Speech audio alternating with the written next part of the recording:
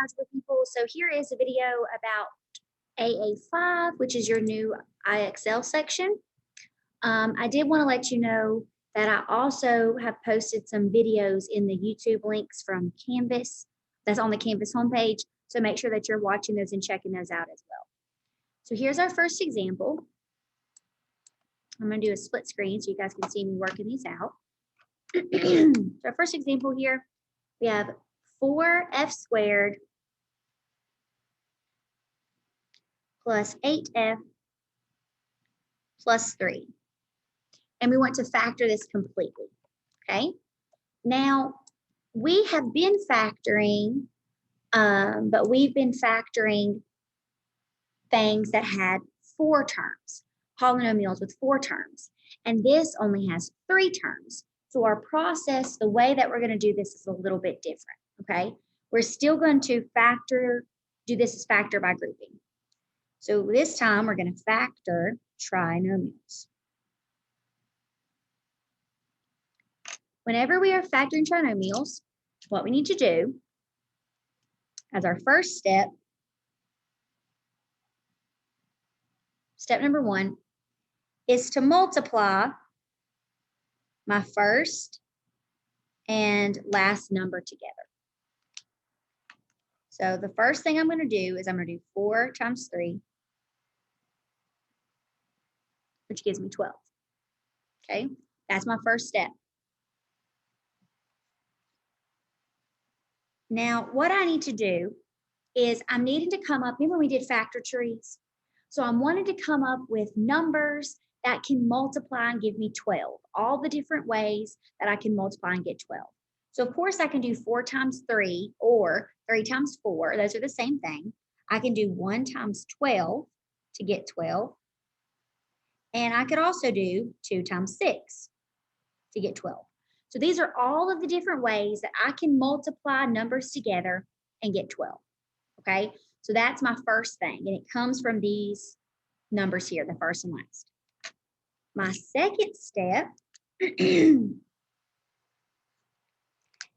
to see what I get when I add these together, and I'm wanting it to match this middle term, okay? So I know this is a little weird, but just roll with me. We'll do a couple examples, and hopefully it'll start to make sense. So I'm going to look at my multiples, and I'm going to add them together to see what I get. So if I did 4 plus 3, I get 7. 1 plus 12, I get 13. 2 plus 6, I get 8. Okay, which is what I wanted. So I'm trying to get these numbers to match my middle number. Okay, so far I've multiplied my first times my last, and then I've added those together until I got a number that matched my middle term of my trinomial. Now what I'm going to do is going to be step 3. I'll do it over here in green, I guess. Step 3. Oh, you guys can't even see. Hold on. Make this a little bit smaller. Okay. For step 3, I need to replace this 8 with the numbers I found. So 2 plus 6. So I'm going to replace this with a positive 2f plus 6f. And then bring this other stuff down. Okay? So I took these numbers here that added to equal 8, and I replaced it in my trinomial. Now it has 4 terms, and now we can factor it by grouping the way that we've been doing problems the past couple of days. Okay, so once you've broken that apart, we can just start factoring by grouping. So step 4,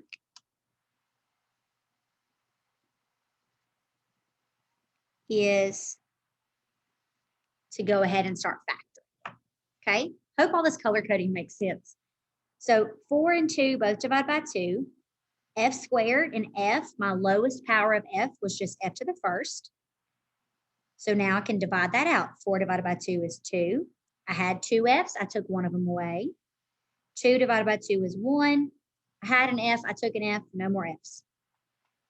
6F and 3 both divide by 3.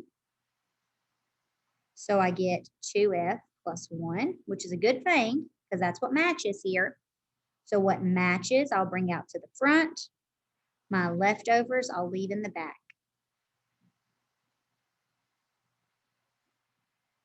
That's my final answer. So I'll type that in over here. So 2F plus 1 times 2F plus 3. Okay, and that's it. So I'm going to do a couple of these. I'm going to do a couple of these. Okay, so number 2, what does it say? So 2s plus 11, or 2s squared, I'm sorry, plus 11s plus 9. So the first step, so step 1 is to multiply my first and last numbers together. Okay, so I'm going to do 2 times 9, and that gives me 18. And then I'm going to go ahead and just look at all the different numbers that can add up to, multiply to 18. This is going to be the answer, but we'll go ahead and look at all the factors.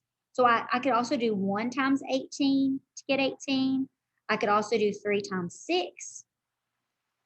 But that's it. That's my only ways that I can multiply and get 18. Step 2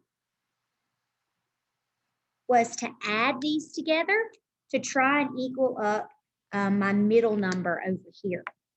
So if I look at my very first ones that I did was 2 times 9. Well, 2 plus 9, that is 11. So actually I can go ahead and stop.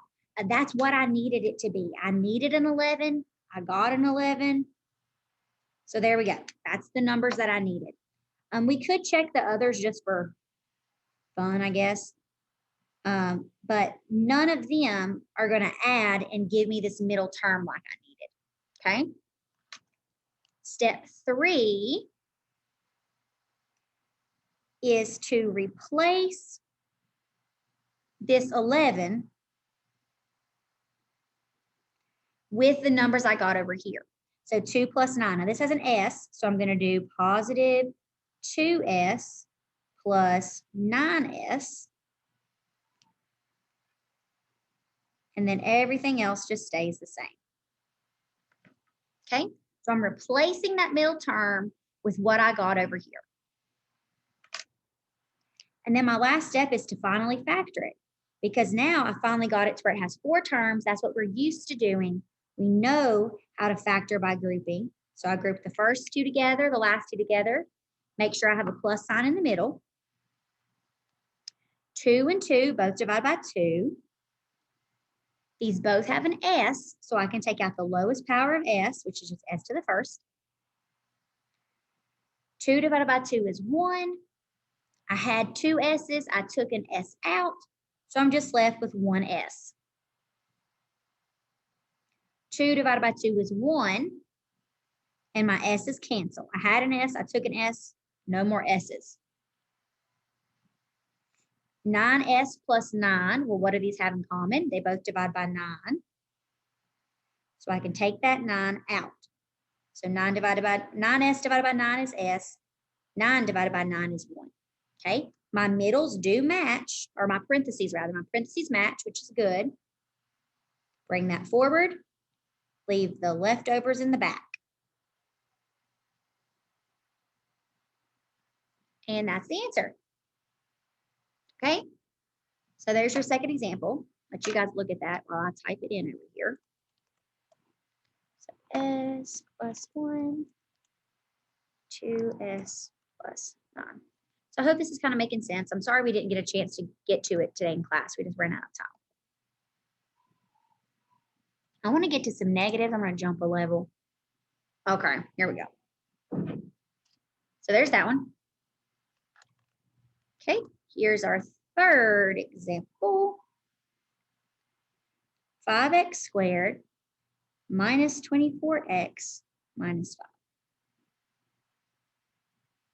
5. Okay, so I'm still going to go through all my steps. So step 1 is to multiply the first number with the last number. Okay, So that's going to be my first step. Step 1. But be careful. So this isn't just a 5. This is actually a negative 5. Before, with our other 2 examples, this was a positive 9. This was a positive 3. But for this third one, that's actually a negative 5. So when I multiply these, I'm going to get a negative 25. Okay? But still, I want to look at all the possible ways I can multiply and get 25. Of course, I could do 5 times negative 5. Okay? But I could also do 1 times 25. So I could do negative 1 times positive 25 would give negative 25. Or I could do positive 1 times negative 25. Right? So that's all the different ways. And technically up here, I could do negative 5 times positive 5, but that's no different than this. All right? Step 2 is I want to see what happens when I add these together. Which of these pairs of numbers here is going to add up to equal my middle term over here, which is negative 24. You might be able to just look at it and already know which one, but I'm going to add all of them just for the heck of it so you guys can get the practice. So with my first one, if I did 5 plus negative 5, I get 0. So that's wrong. I want it to be negative 24. Negative 1 plus 25 is 24, which is very close. But I need a negative 24, so that's not correct. Let's look at the last one. Positive 1 plus negative 25 does give me negative 24. Okay? So that's what's going to bring me over here to step 3. For step 3, I'm going to replace this middle term with what I got over here. Okay? So I have a positive 1. This has an x, so I'm going to do positive 1x and a negative 25. So plus negative 25x. Okay, so I'm just replacing this middle term with what we found over here. And I'll bring my other stuff down. And then the last step is just to factor it. So step 4, we already know how to factor. We've been doing that. So I'm going to group the first together, the last together. I'm leaving that plus sign in the middle for now. And I see what they have in common. So 5x squared and a 1x, the only thing they have in common is an x. This just becomes 5x. This becomes 1.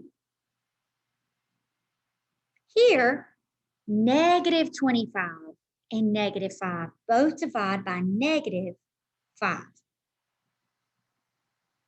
Negative 25 divided by negative 5 is positive 5x. Negative 5 divided by negative 5 is positive 1.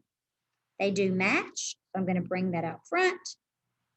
Put the leftovers in the back. Uh-oh, screen froze. There we go. Okay, so I put what matches, the 5x plus 1, I pulled it out front, and then I put these leftover pieces in here, x minus 5. All right, so that's our third example. I want to do one other type with you. Hopefully IXL will give me that type, and I'll leave that so you guys can make sure you get it copied down. If not, I might have to make one up off the top of my head, which could be scary. Never turns out if you make a problem up.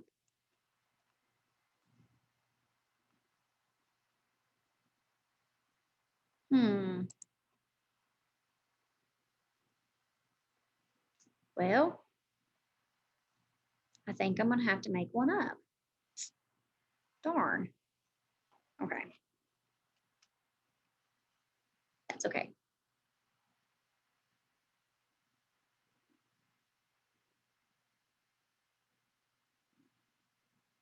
So this is the problem that IXL gave me. I'm going to change it slightly by making this be a subtraction, just to show you a different type of problem. So it doesn't exactly match what we have over here. So I'm going to just minimize that. We don't need it. Okay, so let's look at this one. I'm going to go through my steps. So step one is to take this first number and last number and multiply those together. So I'm going to do that over here. 2 times positive 8 gives me positive 16. And then what are some other ways that I can get 16? 2 times 8, 4 times 4, or 1 times 16. That's the only ways that I can multiply and get 16, okay? My second step is to find numbers out of these pairs that's going to add up and give me this middle number, which happens to be a negative 17. So if I look at these and I add these up, 2 plus 8 is positive 10. Or 4 plus 4, that gives me 8, right?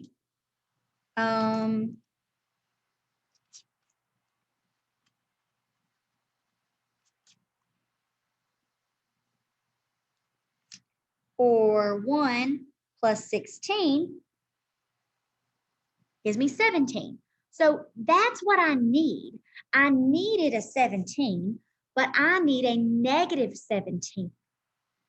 So what am I supposed to do? So I need this to be negative, but these are all positives. Well, let's actually go back and look at this. 2 times 8 is 16, positive 16. But also, negative 2 times negative 8 is also positive 16. Negative 4 times negative 4 is also positive 16. Negative 1 times negative 16 is also positive 16. Okay? And what that's going to do down here, if I make all of these negative, is it's going to change all of these to negative. And that's what I need. So, oops, I dropped my marker. So, when you have a negative number in the middle right here, don't panic. It probably just means you need to make these negative. Now, guys, it would not make sense for me to only make one of these be negative because that's going to affect this. I had to make both of them be negative so that it would still multiply to give me a positive 16. Okay. I still needed it to multiply to be a positive, but I needed it to add to give me a negative. Okay. My next step over here, so step 3, is to replace this number with what we got over here. So negative 1, and this has a V, plus negative 16, V. Okay, so I've just replaced this with that. Now my other stuff stays the same, 2V squared plus 8. And then I just do factor by grouping, which we already know how to do. So my fourth step, I'm going to group these together and start factoring. So a 2 and a 1, they don't have anything in common, but I do have a V squared and a V. So I can take that V out, and I'll get 2V minus 1. Here, let me show you what people do, and then I'll show you the mistake. Negative 16 and 8 both divide by 8, and I would get negative 2V plus 1. Now, here's what people do. They do this, and then they panic, and they say, oh, no, I've messed up. My signs don't match. I needed the 2 to be positive and the 1 to be negative. Well, that's totally fine. Look at what would happen if instead of taking out a positive 8, I divided out a negative 8. Look what would happen. Negative 16 divided by negative 8 is positive 2. Positive 8 divided by negative 8 is negative 1. And now they match. The matches come to the front. The leftovers stay in the back. Okay, and that's it. So there are 4 different examples of factoring trinomials by grouping. Like I said, there are some videos on the Canvas YouTube links page, and I'm actually going to show that to you. So that way everybody knows, everybody's aware. And then that'll be it for this video. So if you are watching this video in the Google form, then you are also completing your Wednesday attendance. And then you just need to be working on those IXLs. So IXL AA7 is a factor by grouping, which was assigned to you Monday. And then the AA5 is what you should be doing on Wednesday. I'm going to my YouTube links. Scroll down. And here are the 4, well, here's 3 videos here by a YouTuber. His name is Patrick JMT. 3 videos here about factoring trinomials by grouping, 3 different examples. So you can watch those. If my examples were a little bit still confusing, here's 3 more videos you can watch if you want. And this is another way of doing them without grouping. There is another way to factor without doing factor by grouping. If you have older siblings, they probably told you, or if you've asked them for help, they're probably showing you a different way. And that's this right here, this trial and error or guess and check. I put that in here because I feel like if you want to watch that, knock yourself out. However, I won't be doing problems like that on the board. On the board, I will be doing them the way that I did them on this paper. Okay, but that's it for this video. Hopefully this makes sense and was helpful. Make sure to message me on Go Guardian Chat if you need any help. Bye.